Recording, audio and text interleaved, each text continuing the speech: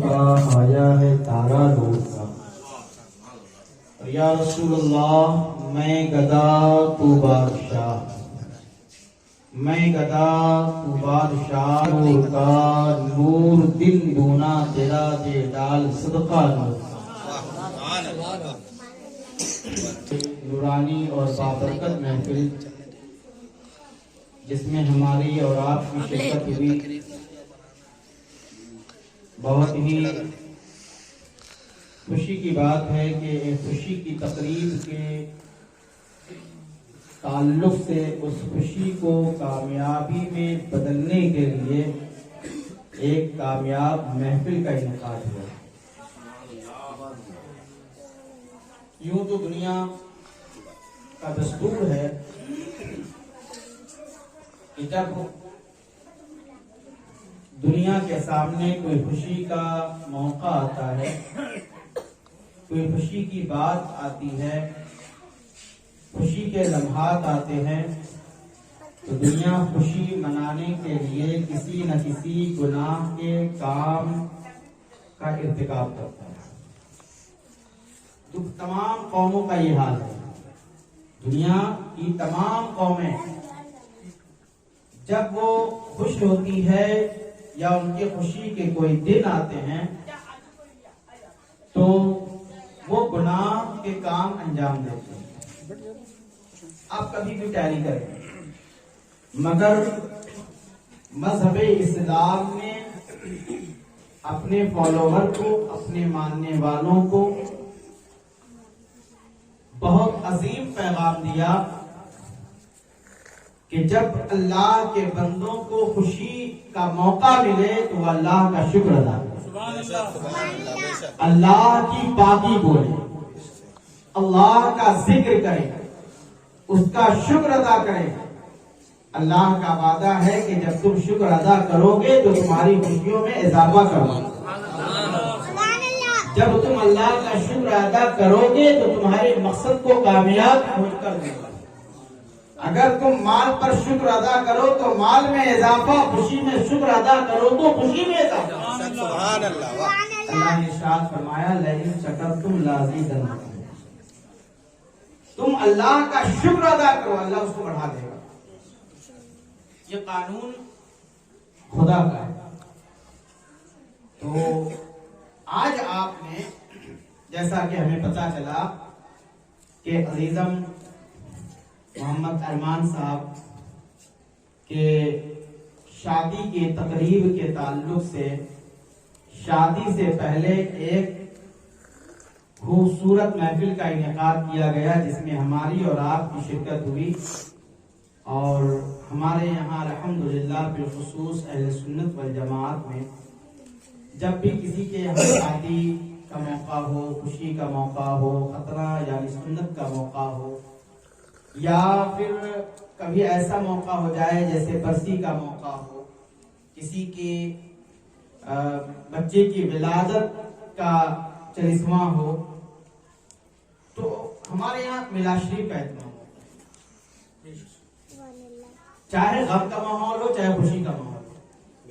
کبھی چالیسویں میں بھی کسی کا انتقال ہوا، اس کا چالیسواں ہے تو میلاد شریف، کسی بزرگ کے عرس کی تاریخ ہو تو میلاد شریف، کسی مسلمان کی برسی کا موقع ہو تو میلاد شریف، بیٹے کی سنت ہو تو میلاد شریف، شادی ہو تو میلاد شریف۔ اب ذرا سوچئے کہ یہ شادی تو چلے خوشی کا دن ہے، خوشی کا موقع ہے، یہاں پہ میلاد شریف، مگر غم کے ماحول میں بھی میلاد شریف، خوشی میں بھی میلاد شریف، غم میں بھی میلاد شریف، کم میں ہے تو بھی میلاد شریف، زیادہ میں ہے تو بھی میلاد شریف۔ آخر یہ میلاد شریف ہے کیا کہ ہر جگہ جا کر سیٹ ہو جاتا ہے، اور لوگ بڑی خوش دلی کے ساتھ میلاد شریف کا اہتمام بھی کرتے ہیں، ہے نا؟ دونوں موقع پر بھئی ہونا یہ چاہیے کہ یا تو وہ خوشی کا سیٹ ہو یا غم کا سیٹ ہو، مگر ایسا نہیں ہے۔ الحمدللہ میں بتاؤں گا آپ کو मगर आइए आका की बारगाह में एक बार मोहब्बत के साथ दुरूद शरीफ पढ़ लें। अल्लाहुम्मा सल्ली अला सय्यदना मौलाना मुहम्मद व अला आलि सय्यदना मौलाना मुहम्मद व बारिक वसल्लम।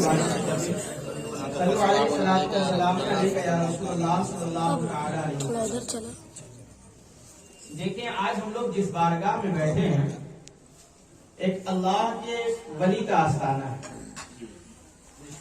अल्लाह के महबूब बंदा की आरामगाह है और यहाँ हमें उम्मीद है कि बराबर मिलाद शरीफ होती रहती होगी। मैं इससे पहले भी यहाँ पर हमें ख्याल पड़ रहा है कि मैं शरीक हो चुका हूँ। बात यह है कि मिलाद शरीफ खुशी में भी और गम में भी, आखिर वजह क्या है?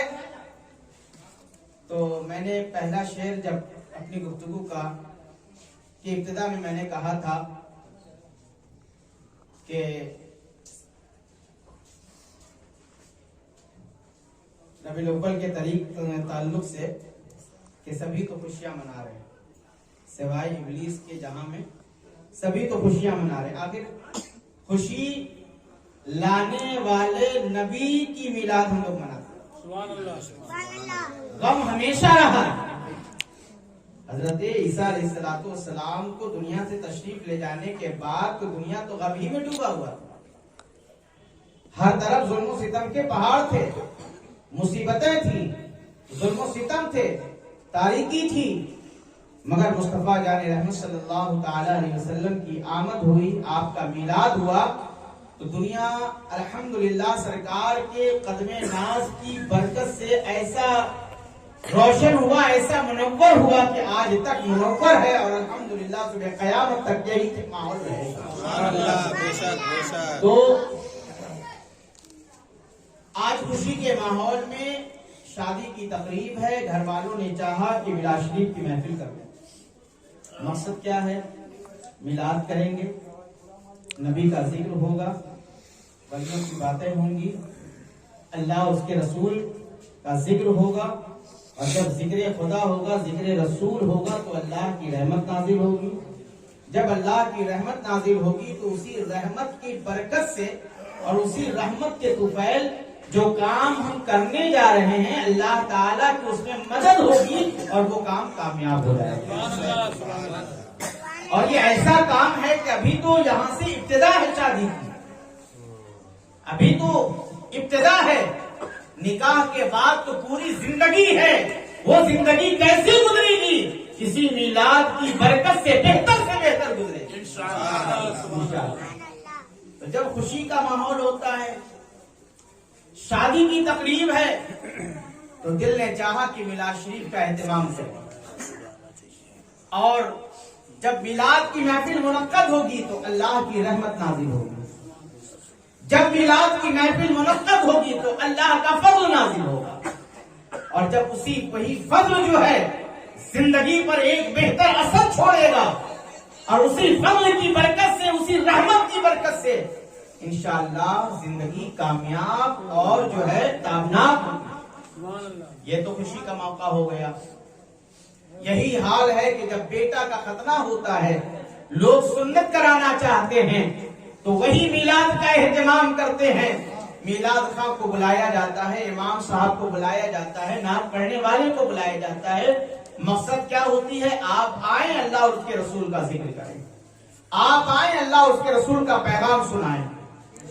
इमाम साहब आते हैं, तशरीफ लाते हैं, वक्त का आलिम आता है, फिर मुस्तफा का जिक्र शुरू होता है, मुस्तफा की बातें से शुरू होती हैं, मुस्तफा की प्यारी प्यारी सुन्नत बताई जाती है, मुस्तफा की प्यारी हदीसें पढ़ी जाती हैं और फिर जिक्र मुस्तफा होता है और उसी मुस्तफा के जिक्र की बरकत को वसीला बनाकर दुआ किया जाता है, मौला इस बच्चे का खतना है, सुन्नत पर अमल किया जाएगा, परवरदिगार आलम इसकी जिंदगी की बहारें इसे अता फरमाए। मगर यही मिलाद शरीफ जब खानदान के किसी शख्स का इंतकाल हो जाता है, कभी बाप का इंतकाल हुआ, कभी भाई का इंतकाल हुआ, कभी किसी और का इंतकाल हुआ, तिलिस्मे का मौका है, मिलाद शरीफ की महफिल मुनक्कद होती है। ये मिलाद शरीफ वहां पर इसलिए कि अल्लाह की रहमत नाजिल होगी और उसी रहमत को वसीला बनाकर रहमतुल लिल आलमीन की बारगाह سے وسیلہ لے کر بارگاہ خداوندی میں گزارش کی جاتی ہے، مولا آج میلاد شریف کی محفل منعقد ہوئی، مولا جو فیوز و برکات تو نے عطا فرمایا، اسی فیوز و برکات کے صدقے میرے مرحوم کی مغفرت فرما، اسی فیوز و برکات کے کفیل، اسی رحمت کے کفیل مولا ان کی مغفرت فرما دے، اللہ انہیں بخش دیتا ہے اسی ذکر مصطفیٰ کے صدقے۔ تو حقیقت یہ ہے کہ حدیث پاک میں آیا کہ جہاں اللہ اور اس کے رسول اور اس کے نیک صالح بندوں کا ذکر ہوتا ہے وہاں رحمتوں کا نزول ہوتا ہے۔ بے شک بے شک۔ تو حقیقت یہ ہے کہ ایک تو یہاں ذکر ہو رہا ہے، رحمتوں کا نزول ہو رہا ہے، اور پھر صالح خود موجود، الحمدللہ ایک آستانہ بزرگ یہاں موجود، ایک تو ان کے دم قدم سے ان کے صدقے میں ہمیں رحمتیں مل رہی ہے، ساتھ ہی ساتھ مصطفیٰ کے صدقے میں بھی ہم رحمت حاصل کرتے ہیں۔ آج کی اس محفل کو دوبارہ رنگ مل گیا ہے۔ میں آپ کو بتانا چاہتا ہوں کہ میں نے قرآن کی جیسے آیت کریمہ کی تلاوت کی، اور رب تبارک و تعالی ارشاد فرماتا ہے ہن لباس لکم وانتم لباس لہن۔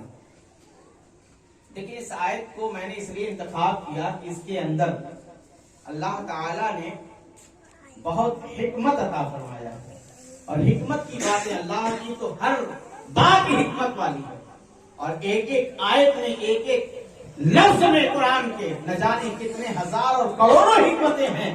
یہ اور بات ہے کہ ہمارے سمجھ میں آئے یا نہ آئے، اگر ہم نہ سمجھ سکے تو یہ ہماری سمجھ کی خطا، آپ نہ سمجھ سکے تو یہ آپ کی سمجھ کی خطا ہے، مگر قرآن میں کوئی خطا نہیں ہے۔ الحمدللہ قرآن تو اللہ نے لائق بنایا ہے، اس کلام میں کوئی شک کی گنجائش نہیں ہے۔ شک کرنے والا، نقص نکالنے والا دنیا سے مٹ گیا، کتنے مٹ گئے اور مٹتے جائیں گے، مگر قسم خدا کی قرآن کا ایک ایک حرف سچا ہے، ایک ایک لفظ سچا ہے، ایک ایک آیت سچی ہے، ایک ایک سورہ سچا ہے، مگر مسلمانوں یہ اور بات ہے کہ انسان کے عقل میں آئے یا نہ آئے۔ قرآن نے اعلان کیا ہن لباس لکم وانتم لباس لہن۔ مطلب کیا ہے اس کا؟ سیدھا سادہ مفہوم یہ ہے کہ مرد عورت کا لباس ہے اور عورت مرد کا لباس ہے۔ یہ لباس قرآن نے کہا ہے ہن لباس لکم وانتم لباس لہن۔ مرد کیا ہے؟ عورت کا لباس، عورت کیا ہے؟ مرد کا لباس۔ مطلب یہاں پر اس رشتے نکاح کے تعلق سے بتایا گیا ہے کہ جب نکاح ہو جاتا ہے ایک لڑکا اور ایک لڑکی کے ساتھ، ایک مومن اور ایک مومنہ کے ساتھ، تو پھر ایک دوسرے کے دونوں لباس بن جاتے ہیں۔ یہاں اس رشتے پر زور دیا گیا اور کسی رشتے پر نہیں۔ رشتہ تو ہزاروں ہوتا ہے مرد و عورت کا، ہے کہ نہیں؟ ماں باپ کا رشتہ ہے، بھائی بہن کا رشتہ ہے، بہت سارے رشتے ہیں، مگر یہاں پر اس آیت کریمہ میں جو فکر پیش کی گئی ہے وہ یہ ہے کہ جب ایک لڑکا اور ایک لڑکی کے ساتھ جب رشتہ نکاح ہو جاتا ہے تو ایک دوسرے کے وہ لباس بن جاتے ہیں۔ اب لباس کا کام کیا ہے؟ آپ لباس پہنتے کیوں ہیں؟ ہم لباس پہنتے کیوں ہیں؟ لباس کے پہننے کا مقصد یہ ہے اولاً جسم کو ڈھانپنا، بہت سارے مقاصد ہیں۔ کبھی آپ اپنی سطر کو چھپاتے ہیں، سطر کو چھپانا یہ فرض ہے، سطر کو چھپانا فرض ہے، اگر نہیں چھپاتے ہیں تو گنہگار ہوتے ہیں۔ تو اسی طریقے سے یہاں پر سطر سے مراد اگر یہ لے لیا جائے کہ مرد عورت کی عزت نفس کو چھپائے اور عورت مرد کی عزت نفس کو چھپائے، اگر یہاں پر مراد یہ لیا جائے کہ یہاں پر مرد عورت کی عزت نفس کو چھپائے کہ اس کے اندر کوئی کمی، کوئی خرابی، کوئی نقص ہو، اس کو مرد چھپا لے جائے، کسی سے ظاہر نہ کرے میری بیوی کے اندر یہ عیب ہے، میری بیوی کے اندر یہ خرابی، میری بیوی کے اندر یہ خرابی۔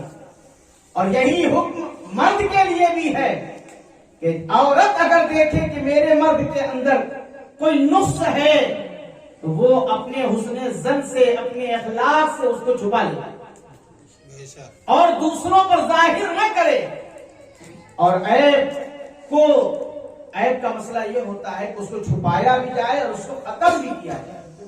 تو اپنی اخلاق کے ذریعہ اس کو دھیرے دھیرے اس کو ٹھیک بھی کیا جائے, اس کا علاج بھی کیا جائے. جس طریقے سے جسم میں مرض ہے تو اس کا علاج آپ کرتے ہیں, کہیں داغ ہے اس کا علاج آپ کرتے ہیں, کٹا ہے پٹا ہے اس کا علاج کرتے ہیں. تو لباس کا کام یہ ہے کہ جسم کو چھپانا, جسم کے اندر کہیں داغ ہے, دھبا ہے, کٹا ہے, پٹا ہے, اس کو چھپایا جائے تاکہ عام آدمی کے سامنے وہ ظاہر نہ ہو. تو اب اللہ نے میاں اور بیوی کے رشتے کو بھی اتنا ہی زیادہ خوبصورت بنایا ہے کہ اس خوبصورتی کو عام جگہوں پر نہ پھیلایا جائے. اس کے اندر اگر کوئی نقص ہے تو اس کو عیب نہ بنایا جائے بلکہ اس کو ڈھانپ لیا جائے, اس کو چھپا لیا جائے. اب آئیے ہن لباس لکم وانتم لباس لہن. اللہ ارشاد فرماتا ہے کہ مرد عورت کے لیے لباس ہے, عورت مرد کے لیے لباس ہے. اور مزے کی بات یہ ہے کہ غور کریں, بات لباس کی ہو رہی ہے تو مرد ہے مگر وہ لباس اپنے خود کے لیے نہیں ہے, وہ اپنی بیوی کے لیے. اور عورت ہے تو وہ خود کے لیے لباس نہیں ہے, وہ اپنے شوہر کے لیے ہے. یعنی ہم لباس پہنتے ہیں تو کبھی لباس ہمارا فاخرانہ ہوتا ہے. آج ہم یہ ڈریس پہنیں گے, لوگوں کے سامنے جائیں گے, ہماری آؤ بھگت ہوگی, آج ہمارا یہ پوزیشن ہوگا, آج ہم نے یہ چوز کیا ہے, آج ہم نے یہ جو ہے ڈریس کا انتخاب کیا, آج لباس کا ہم نے اس لیے انتخاب کیا. ہمارا کہیں نہ کہیں کوئی نہ کوئی مقصد ہوتا ہے, اور اس سے مقصد یہ ہوتا ہے کہ تاکہ ہم دنیا کے سامنے سرخرو ہوں. اللہ تعالی نے ایک مرد کو ایک عورت عطا فرمایا نکاح کے ذریعہ, ایک عورت کو ایک مرد عطا فرمایا نکاح کے ذریعہ, تاکہ تم دنیاوی زندگی میں اسلامی زندگی کو داخل کرو, تاکہ اس سے ذریعہ تم اللہ کی بارگاہ میں سرخرو ہو جاؤ. سبحان اللہ, سبحان اللہ. اس سے سرخرو ہو جاؤ. اب آپ نکاح کے ذریعہ کیسے سرخرو ہوں گے؟ آپ کس کے ذریعے کیسے سرخرو ہوں گے؟ کون سا آپ نے تیر مار لیا؟ الحمدللہ ثم الحمدللہ, اللہ تعالیٰ نے نکاح میں اتنی برکتیں اور اتنی حکمتیں رکھی ہیں کہ بندہ مومن کے عقل سے باہر ہے. یہ بڑے بڑے محدثین و مفسرین کا کام ہے.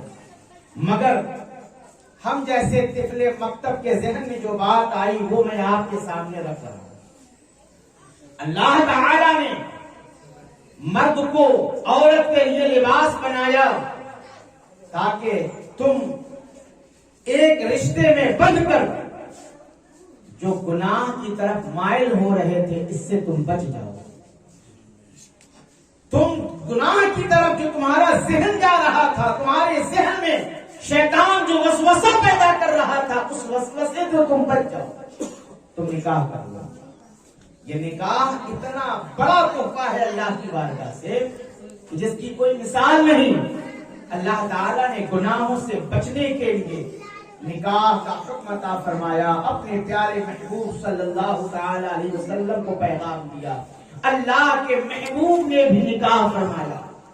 آج دنیا ہم مغربی تہذیب میں اس قدر مستغرق ہو چکے ہیں کہ ہم نے شریعت کی پاسبانی چھوڑ دی. ہمارا ذہن رات دن موبائل پر اور اس کے فطوری ویڈیو پر, یا یوں کہہ لیا جائے کہ مغربی تہذیب کو جو نمائش کرنے کا جو مشن چلا ہوا ہے, ہم اس کی طرف اپنا ذہن لگا چکے ہیں.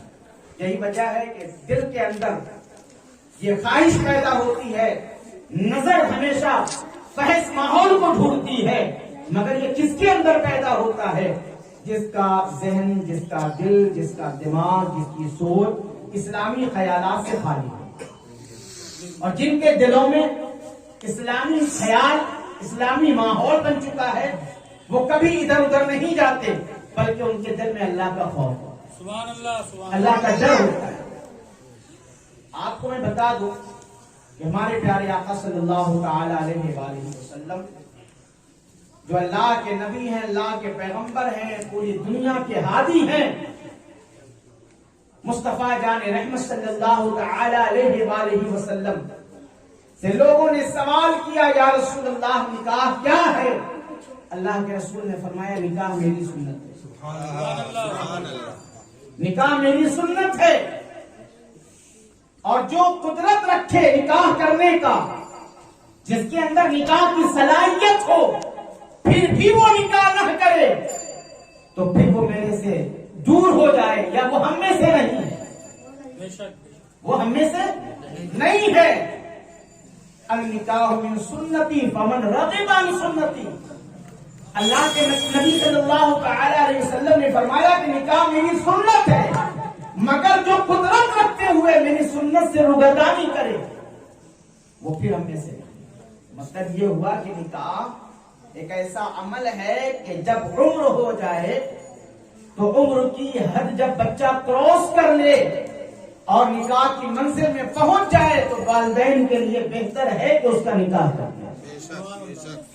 اب مگر آج کا تو ماحول یہ ہے کہ ہم یہ دیکھتے ہیں کہ جب تک اپنی باڑی نہ ہو تب تک نکاح نہیں کرنا چاہیے، جب تک اپنا فلیٹ نہ ہو تب تک نکاح نہیں کرنا چاہیے، جب تک گھر سجا کر نہیں ملے گا لڑکی کی طرف سے تب تک نکاح نہیں کر سکتے، جب تک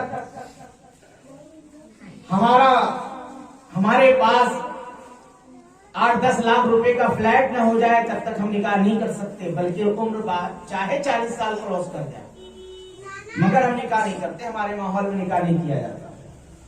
مصطفیٰ جان رحمت صلی اللہ تعالی علیہ وآلہ وسلم نے جو عمر کی قید لگائی ہے وہ بلوغت کی ہے۔ بچہ جب بالغ ہو جائے تو اسے نکاح اس کا کیا جائے، اور اگر یہ سوچا جائے کہ جب تک ہمارے پاس اتنی دولت نہ ہو جائے، ہماری آشائش نہ ہو جائے، اور ہمارے پاس فلیٹ نہ ہو جائے، ہماری اپنی بلڈنگ نہ ہو جائے، اس وقت تک ہم نکاح نہیں کر سکتے۔ میرے دوستو، ہمیشہ یاد رکھیں کہ یہ نکاح تو سنت ہے، اپنی آشائش کا بھی خیال رکھنا بھی ضروری ہے، مگر اس قدر حرص اور لالچ بھی نہ پیدا کر لی جائے کہ جس زندگی اس سے گناہ کی طرف ملوث ہو جائے۔ اللہ کے پیارے محبوب صلی اللہ تعالی علیہ وآلہ وسلم ایک راستے سے گزر رہے، مصطفیٰ جان رحمت صلی اللہ تعالی علیہ وآلہ وسلم کی یہ تربیتی زندگی کا ایک حصہ دیکھیں آپ۔ آج جب آپ ہمارے نوجوان بھائی جب راستے سے گزرتے ہیں اور آپ کے محلے کی بہو بیٹیاں یا آپ کی بہنیں، آپ کے گھر کے خواتین جب راستے سے گزرتی ہیں، شیطان دل میں وسوسہ ڈالتا ہے، وہ مڑ مڑ کر اس کو بار بار دیکھتے ہیں۔ آپ نے بارہا تجربہ کیا ہوگا، دیکھا ہوگا، مگر میں آپ کو بتانا چاہتا ہوں کہ اگر کسی نے دھوکے سے ایک بار دیکھ لیا تو گناہ نہیں ہے، سبحان اللہ، دھوکے سے نظر پڑ گئی تو گناہ نہیں ہے، مگر کسی کو بار بار مڑ مڑ کے پلٹ پلٹ کے کسی کو دیکھنا یہ شرعاً گناہ ہے۔ اسی لیے کسی نے کہا کہ سہو نظر معاف ہے، قصد نظر حرام۔ اگر غلطی سے کسی پر نظر پڑ گئی تو معاف ہے، مگر کسی کو بار بار مڑ کے دیکھنا یہ گناہ ہے، بہت بڑا گناہ ہے۔ اللہ کے پیارے محبوب صلی اللہ تعالی علیہ وآلہ وسلم ایک راستے سے گزر رہے تھے، کوئی خاتون سامنے سے جا رہی تھی، مصطفیٰ جان رحمت صلی اللہ تعالی علیہ وآلہ وسلم کی نظر اس پر پڑی۔ مصطفیٰ جان رحمت صلی اللہ تعالی علیہ وسلم فوراً واپس ہو گئے، آپ نے اپنی نظر رحمت کو جھکا لیا۔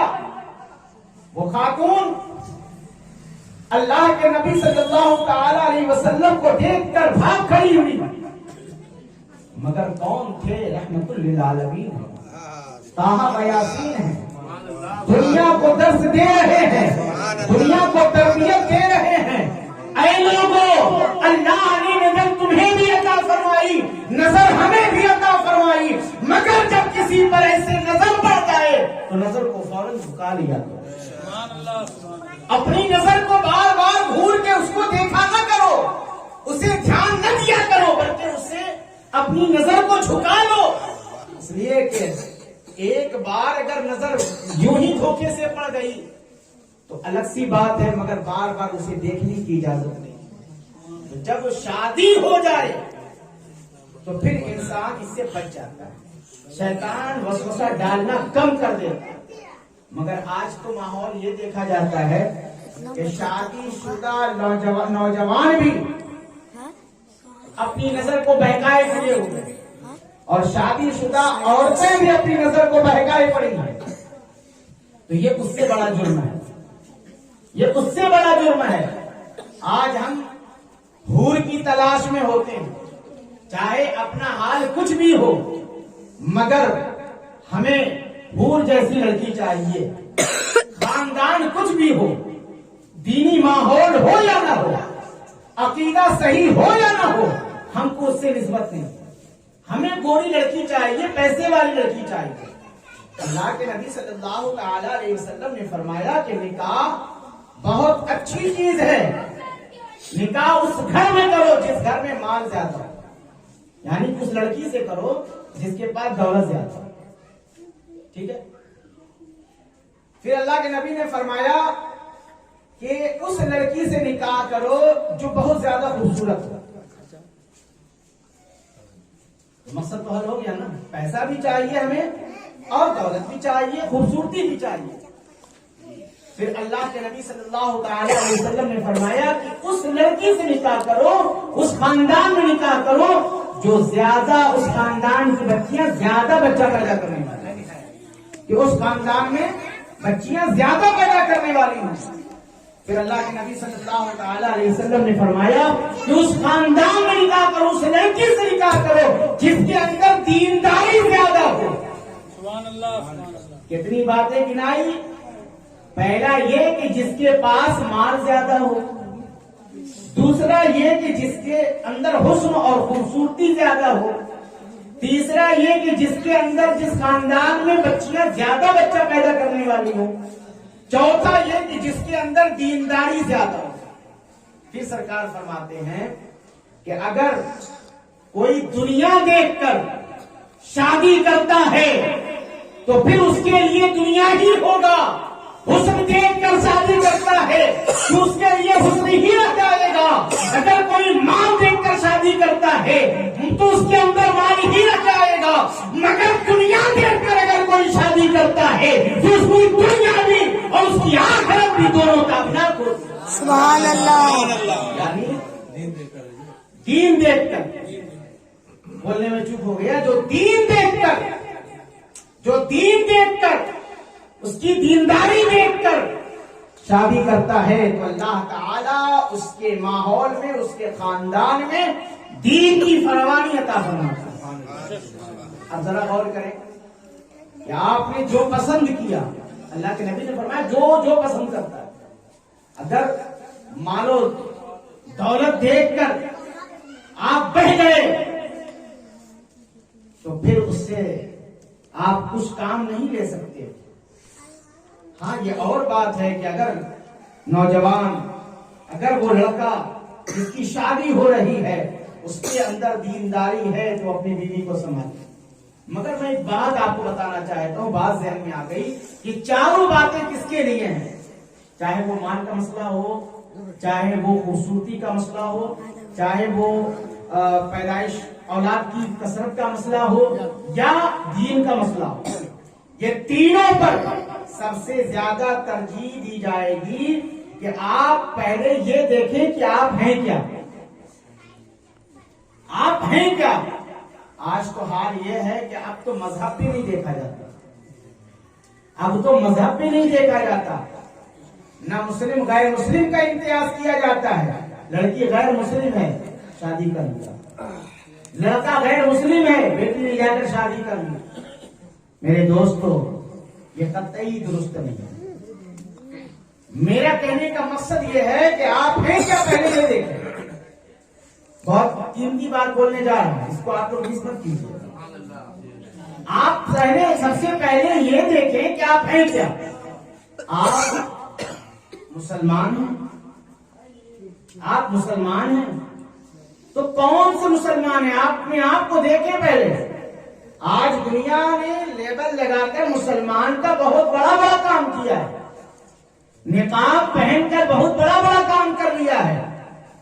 دیکھ تو رہے ہیں، لیبل لگا ہوا تھا مسلمان کا، مگر قرآن کے خلاف بک رہا ہے.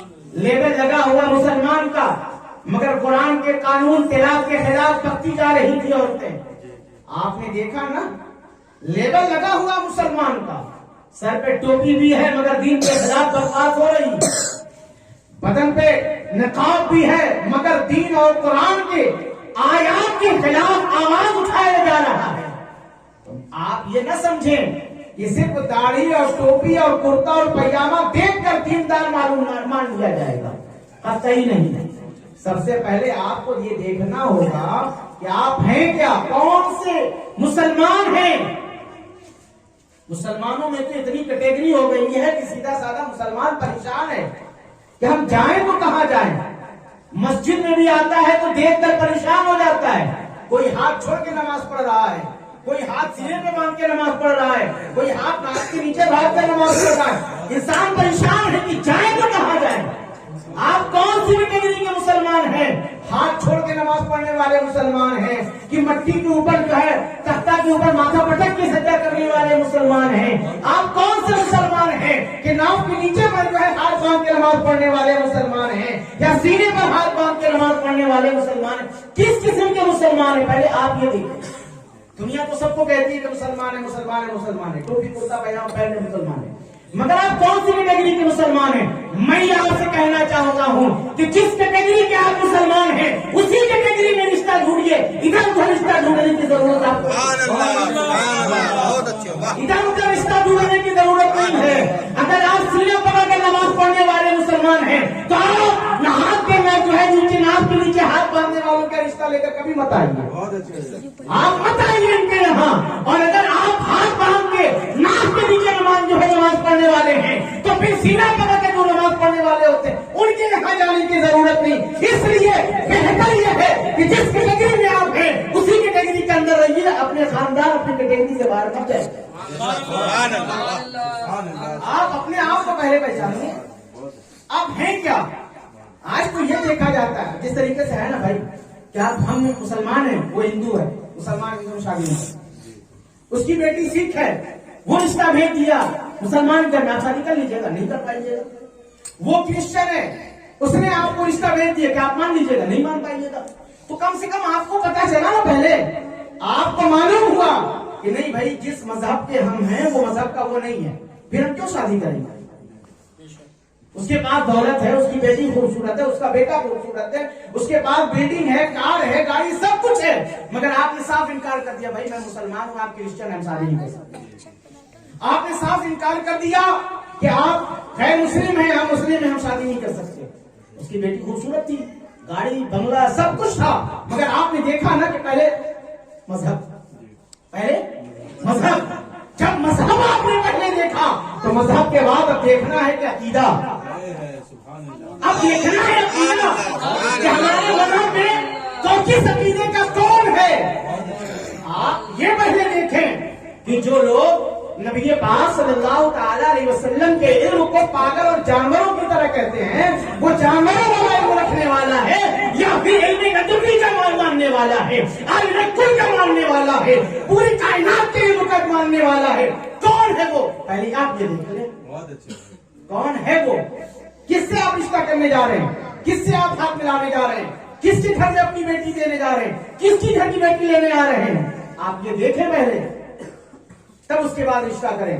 آپ سب کچھ دیکھ لیتے ہیں، لڑکا کتنا پڑھا ہوا ہے، اس کی کوالیفیکیشن کیا ہے، بایو ڈاٹا میں سب کچھ آ جاتا ہے، کتنے بھائی ہیں، کتنی بہنیں ہیں، فیملی لمبی ہے، نہیں کرنا، پریوار بڑا، نہیں کرنا ہے، لڑکا کم پڑھا لکھا ہے، نہیں کرنا ہے، لڑکا کا رنگ سولا ہے، نہیں کرنا ہے. लड़का का कमाई ज्यादा नहीं करना है, उसका अपना घर नहीं करना है, मियां सब तो तुमने देखा, ये नहीं देखा कि नबी का गुस्ताख है या नबी का वफादार है।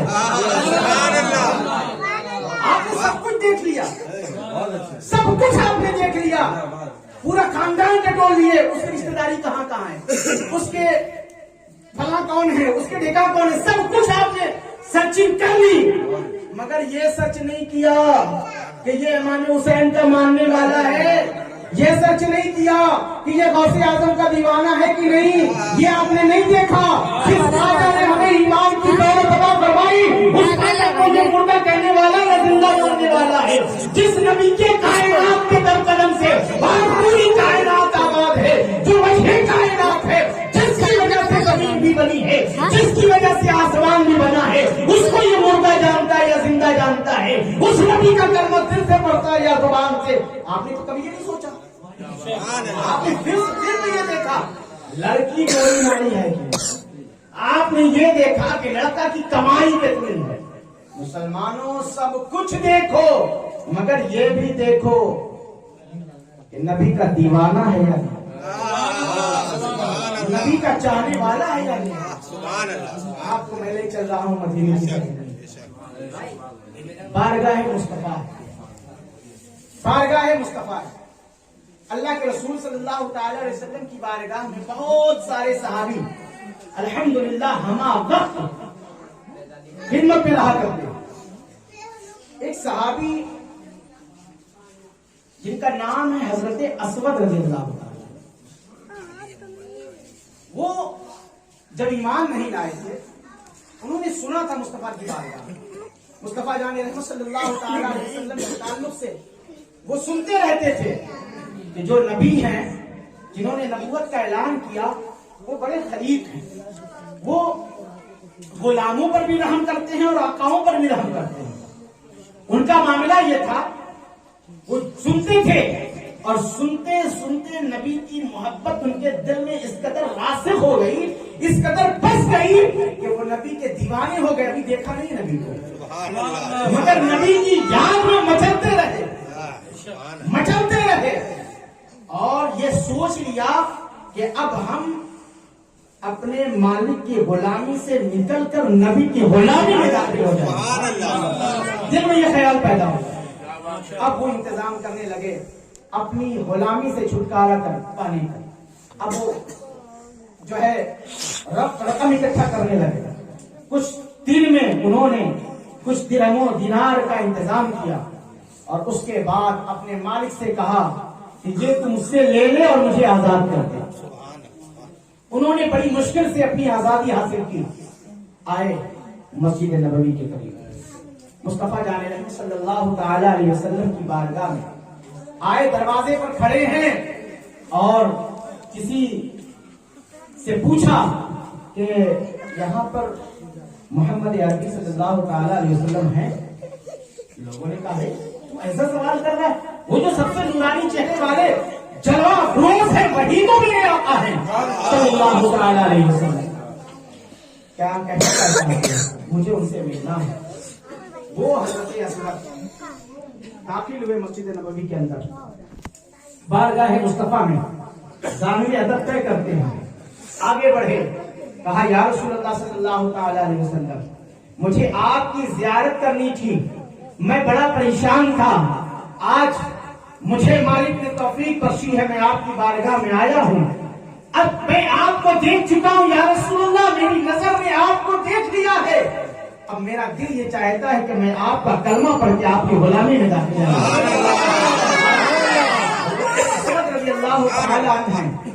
मुस्तफा की गुलामी में आ रहे हैं, आका ने कलमा पढ़ाया, अपनी गुलामी में दाखिला लिया।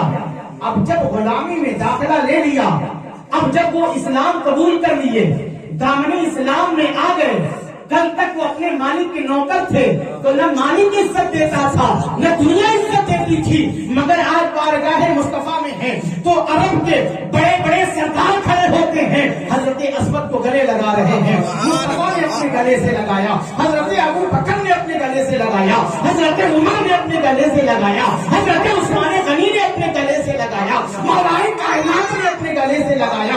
सुभान अल्लाह। मक्के के सरदार हैं और गले से लगा रहे हैं। हजरत असवद ने कहा, आज मेरी जिंदगी की मेराज हुई है, परसों में जिंदगी गुजारता था मगर जिंदगी में मजा न आई थी, आज जो है मैंने अपनी जिंदगी के मेराज हासिल कर लिया है कि मुस्तफा की गुलामी क्या मिली है, कि मक्के के सरदार भी मेरी इज्जत कर रहे हैं। मुस्तफा की गुलामी क्या मिली है कि बड़े बड़े लोग मेरी इज्जत कर रहे हैं। वो क्या जिंदगी थी जो है मुहताजों की जिंदगी थी, मजदूरी की जिंदगी थी, गुलामी की जिंदगी थी।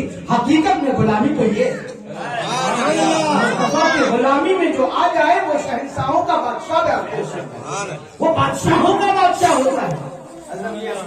मुस्तफा की खिदमत में रहने लगे, बहुत दिन तक सरकार की खिदमत में रहते थे, बहुत दिन तक रहते थे और सरकार की फरमाबरदारी करते थे। एक जमाना गुजर गया, कई साल गुजर गए, तो हजरत असवद की जो भी हाजत होती, जो भी जरूरत होती, वो आका की बारगाह से पूरी हो जाती। तो कुछ दिन जब गुजर गए तो हजरत असवद ने कहा, या रसूलल्लाह सल्लल्लाहु अलैहि वसल्लम, एक गुजारिश आपकी बारगाह में करना चाहता हूँ, मगर झिझक होती है। या रसूलल्लाह, मुझे शर्म आती है। अल्लाह के नबी ने फरमाया, कहो तो सही, कहना क्या चाहते हो? हजरत असवद ने कहा, या रसूलल्लाह, दुनिया की सारी बहारें या रसूलल्लाह आपकी बारगाह से मैंने पाई है, दुनिया की इज्जत और आखिरत की इज्जत भी या रसूलल्लाह मैंने आपकी बारगाह से पाई है। जो कुछ भी मुझे आज इज्जत मिली है या रसूलल्लाह, मेरी जो कुछ भी है सब आपकी बारगाह से है।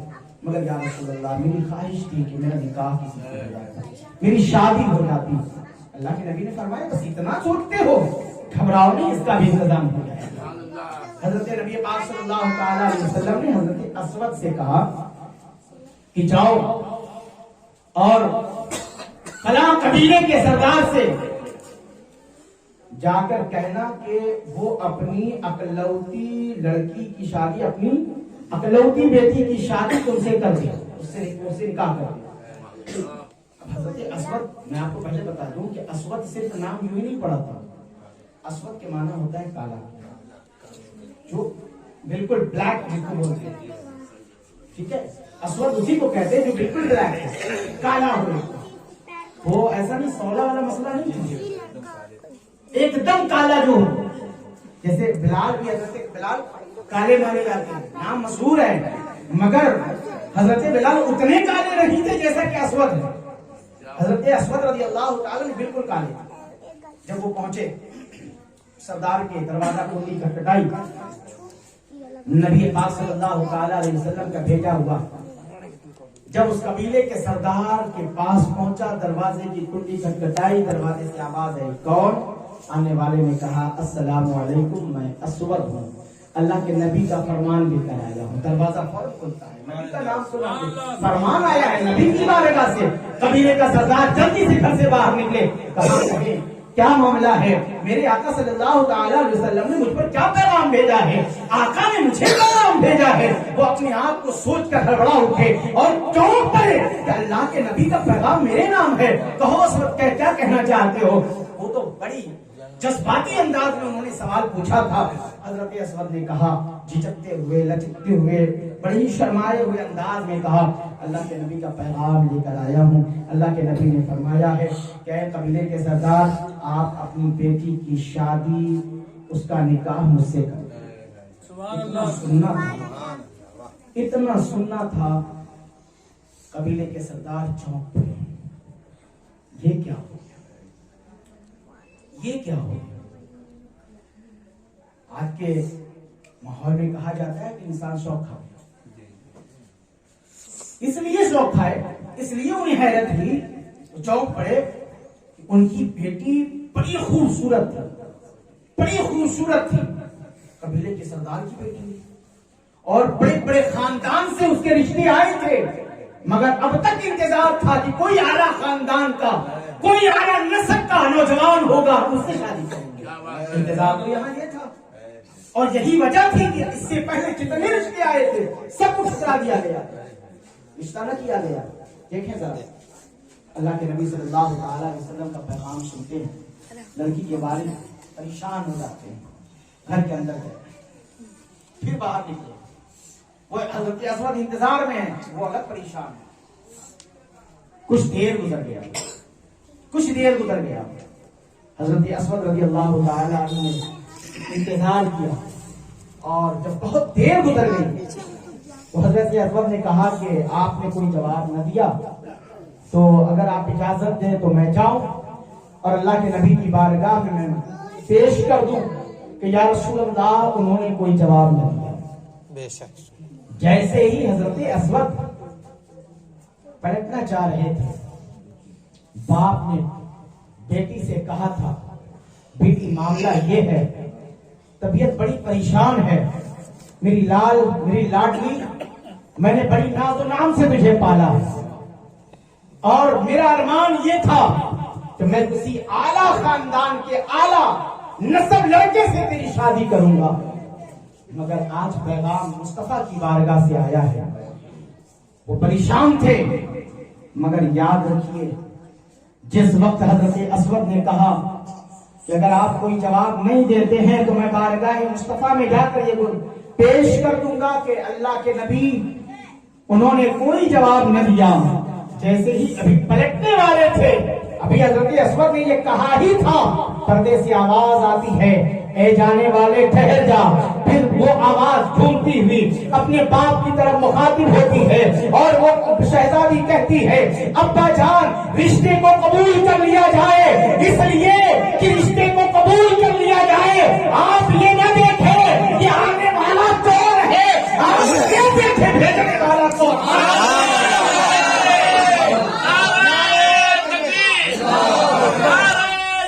یا رسول اللہ،